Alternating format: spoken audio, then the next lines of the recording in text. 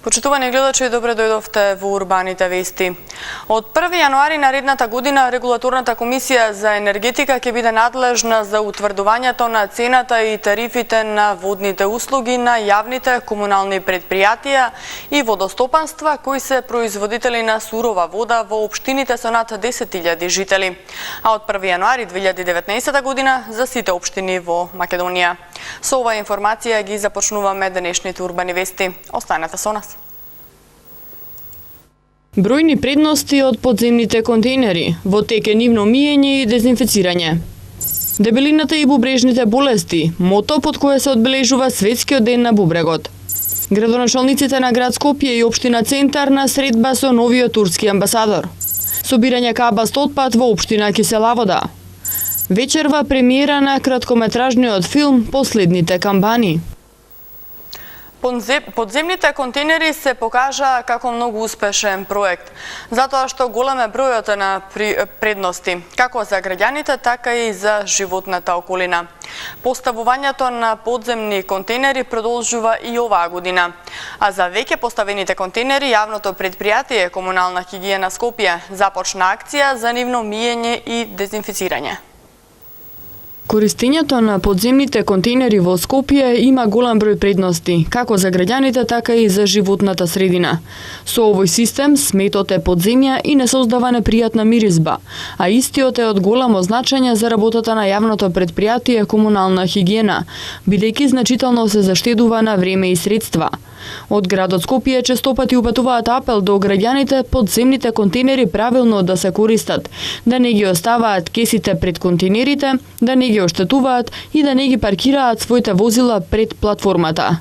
Исто така и од јавното предпријатие Комунална хигиена, со оглед на тоа што започнаа со акција за миење и дезинфекција на подземните контейнери и платформите, апелираа до граѓаните да не ги паркираат своите автомобили пред платформите на подземните садови за исфрлање на отпад, затоа што на тој начин го оневозможуваат пристапот на специјалните возила за празнење и миење на овие контейнери. Инаку во рамки на акцијата ќе се изврши миење и дезинфекција на сите 113 подземни контейнери поставени на 42 локации во општините Кисела Вода, Центар, Аеродром Газибаба и Чаир. Миењето се изведува со помош на цистерна преку подигнување на платформата, додека дезинфекцијата на платформата и подземните садови се извршува рачно.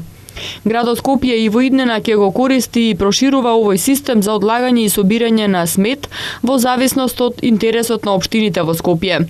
Градот Скопје системот со подземни контейнери започна да го користи во 2013 година, каде досега вакви системи со подземни контейнери се поставени на 42 локации во општините Центар, Чаир, Кисела Вода, Газибаба и Аеродром. Во изградбата на овие подземни контейнери со 1/3 од трошоците учествуваат градот Скопје, општината на чија територија се поставуваат и јавното предпријатие Комунална хигиена.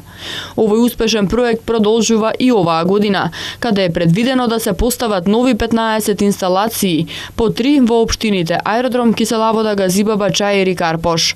За оваа инвестиција градот од својот буџет за 2017 година има предвидено 12 милиони денари, со кои ќе учествува во реализацијата.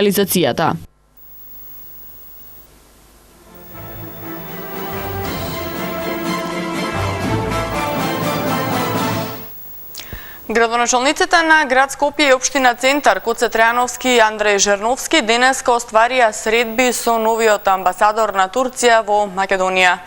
Тие на средбите разговара за продлабочување на соработката со локалната самоуправа на Турција.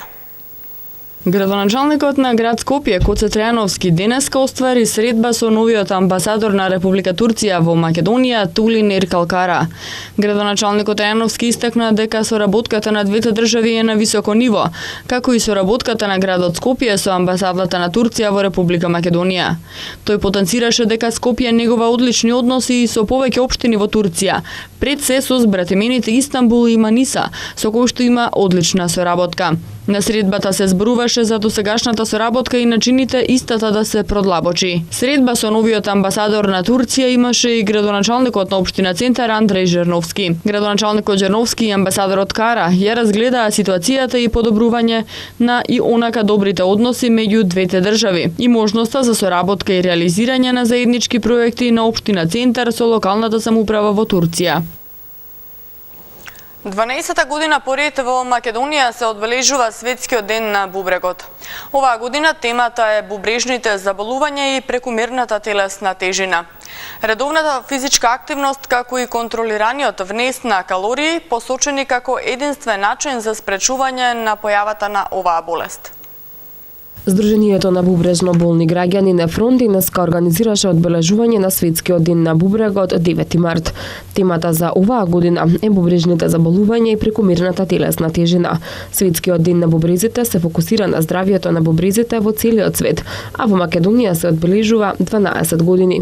Одбележувањето на Светскиот ден на бубрегот е денот кога се потсетува населението да посвети внимание на ризик факторите кои влијаат врз појавата и прогресијата на бубрежните заболувања. Следејќи ги светските иницијативи кои истакнуваат дека бројот на лица со прекумерна телесна тежина се зголемува и дека оваа состојба е ризик фактор за бубрежните заболувања. Овогодинешната кампања е посветена токму на оваа тема. Дебелината не само што влијае на бубрежната функција на тој начин што дебелите луѓе ги мачат многу повеќе бубрезите, односно таа функционална единица нефрон, да повеќе работат, филтрираат и така се истоштуваат, се склерозираат. Светскиот ден на бубрезите се одбележува во соработка со Македонското здружение за нефрологија, диализа, трансплантација и вештачки органи, како и учество на одговорни личности во сегментот на здравството од државните институции во Македонија. Председателот на Сдруженијето на бубрежно болни граѓани Нефрон, Душко Георгиев, истакна дека се забележува напредок во решавањето на проблемите кои ги имаат бубрежно болните пациенти. Една од клучните придобивки во третирањето на оваа болест е обезбедувањето можност за диализа во секој град, како и зголемување на процентот на трансплантации, проблем на кој што треба се уште да се работи. Решивме дел од проблемите, заеднички решивме, тоа се квалитетот на диализата. Секој прави диализа во местото на живење, се набавија нови машини, се набавија квалитетни материјали за диализа и тој проблем до некаде е решен. Следната работа за која што треба и те како да се зафатиме е да овозможиме сите оние кои што имат орган обезбеден да бидат трансплантирани, сите оние што се на листа на чекање да се надеват дека во блиска иднина ќе добијат кадаверичен орган. Токму овогодинешната тема на одбележувањето на Светскиот ден на бубрегот, дебелината и прекумерната телесна тежина има за цел да ја подигне јавната свест за последиците од нездравиот начин на живот. Од оваа болест во висок процент страда населението од развиените земји, благодарение на големиот избор на преработени кондиторски производи и засладени газирани сокови. Енергетски калориски баланс меѓу внесот и потрошувачката на храна мора да постои. Децидни се интернистите. Дебелината е четвртата најраспространета болест во светот, особено во денешно време и за жал покажува тренд на се поголем и поголем пораст. Околу 38% во светот, значи на глобално ниво, од популацијата се со прекумерна телесна тежина, односно се дебели, тука спаѓаат сите 4 класи на дебелина, а 13% се дебели, од тие 13%, значи имаат body mass index над 30 килограми на метар квадратен. За жал, тоа не се однесува само на развиените земји, иако епидемијата на дебелината, како и епидемијата на дијабетот, започна прво во развиените земји и навистина се покажа дека дебелината предизвикува хронична бубрежна болест. Значи не е само пропратна појава, значи не е само пропратна појава на хроничната бубрежна болест, туку директно ја предизвикува. Хроничната бубрежна болест, која е застапена кај 10% од населението во светски рамки, а се предвидува да се зголеми за 17% во текот на следната деценија, е глобално здравствено прашање и клучна тема, која се третира низ одбележувањата на Светскиот ден на бубрезите во изминатите години. На полето на подигнувањето на свеста за значењето на оваа болест, можностите за превенција, раното откривање, соодветниот третман и спречувањето на компликациите од истата, останува многу да се работи.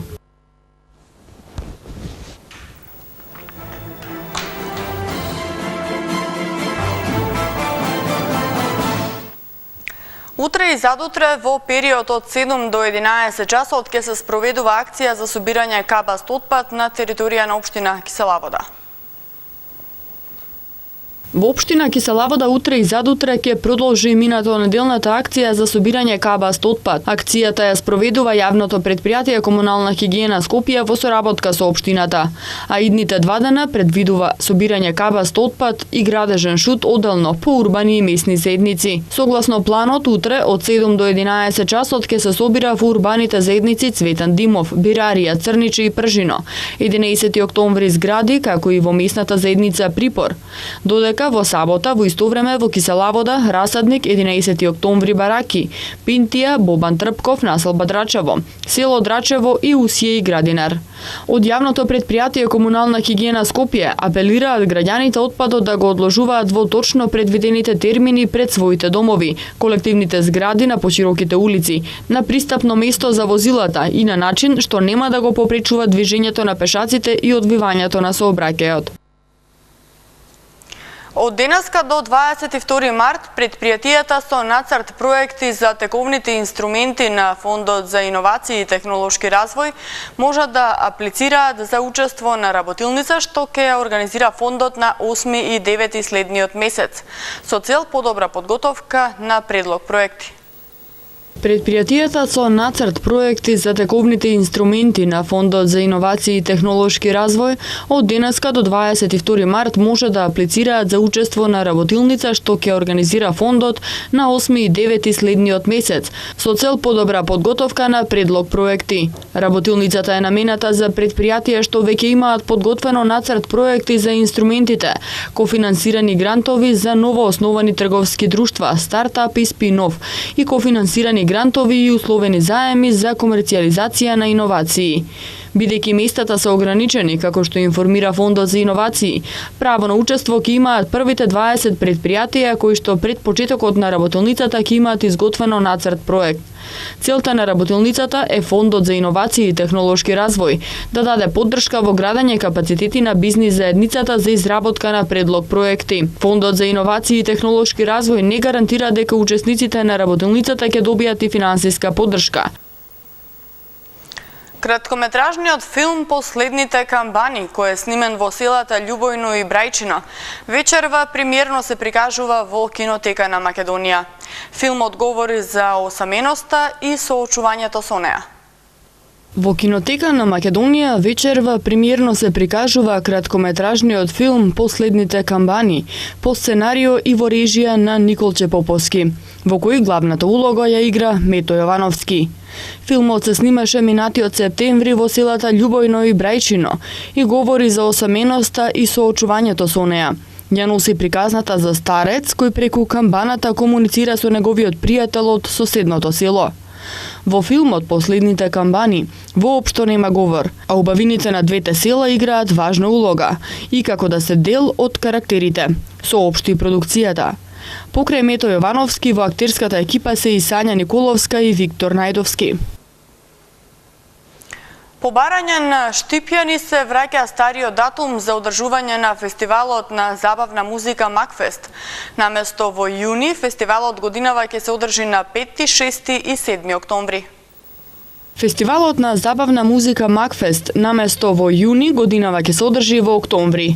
До пред неколку години обичај беше фестивалот да се одржува токму во октомври, а стариот датум се враќа на барање на Штипјани. Жири комисијата на фестивалот веќе почнува со преслушување на композициите кои се пристигнати на конкурсот. Пристигнати се некаде околу 140 песни, дел од нив се од домашни, а дел од странски автори. Пристигнати се песни од Киргистан, Белорусија, Шведска, Норвешка, Германија, Куба и од Шпанија. Фестивалот Макфест ќе се одржи на 5, 6 и 7 октомври.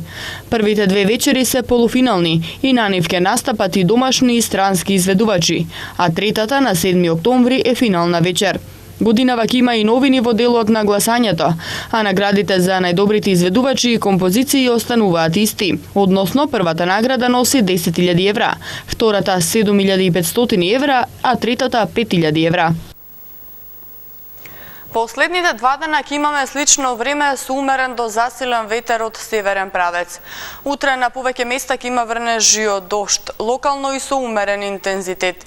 За време на викендот ќе има повеќе сончеви периоди и умерен, а во сабота засилен северен ветер. МТМ Метео го гледаме следно.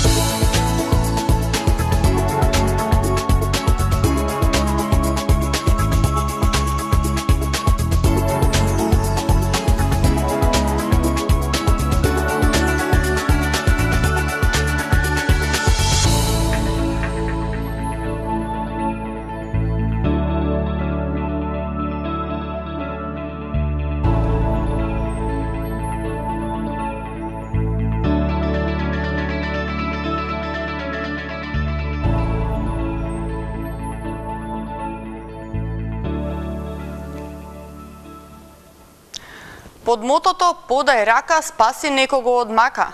Утре во Домот на Арама во Скопје ќе се одржи хуманитарен фолклорен концерт со почеток од 20 часот.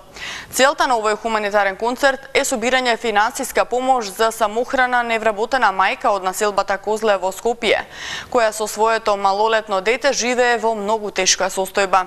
Собраните средства ќе се искористат за санирање на кровот, поставување на соодветни врати и прозорци, санирање на подот и купување на апарати за домаќинство. Билетите ќе чинат 100 денари и истите може да се купат на билетарницата во Домот на Арама или пред почетокот на концертот. Ова беше и последната информација во Урбаните вести, а за повеќе информации посетете нашата веб страна mtm.mk.